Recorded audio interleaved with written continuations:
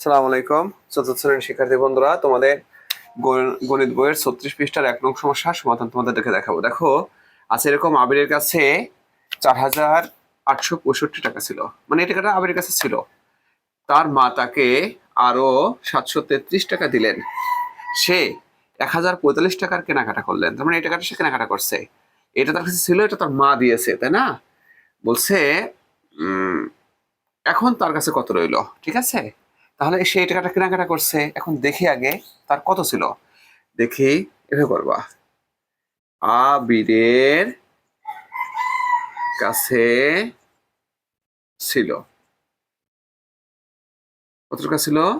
4,865 টাকা। এই টাকাটা তার কাছে ছিল, তাই না?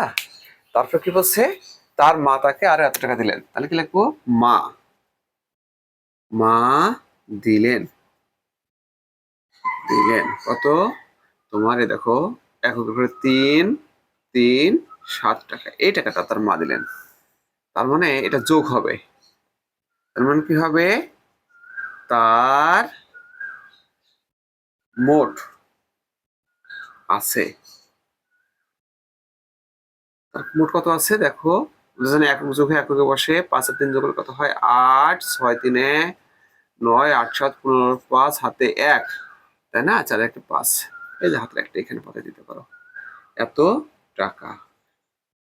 তো এখান থেকে দেখো, সে 1,045 টাকার কেনাকাটা করছে। তাহলে আমি লিখতে পারি কেনাকাটা করলেন, কেনা কাটা করলেন। কেনাকাটা করলেন কত টাকার? 1,045। দেখো, আর তোমার কত হবে? 5,4,0,1 টাকা। এটা বিয়োগ হবে, তাই না? যেটা কেনাকাটা করা হলো। এখন কি লিখবো?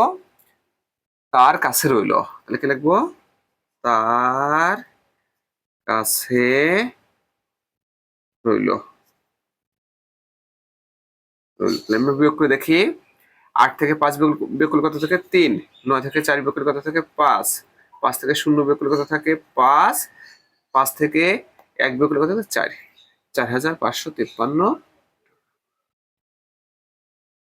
ঠিক আছে ফ্রেন্ডস, তোমাদেরকে অসংখ্য ধন্যবাদ।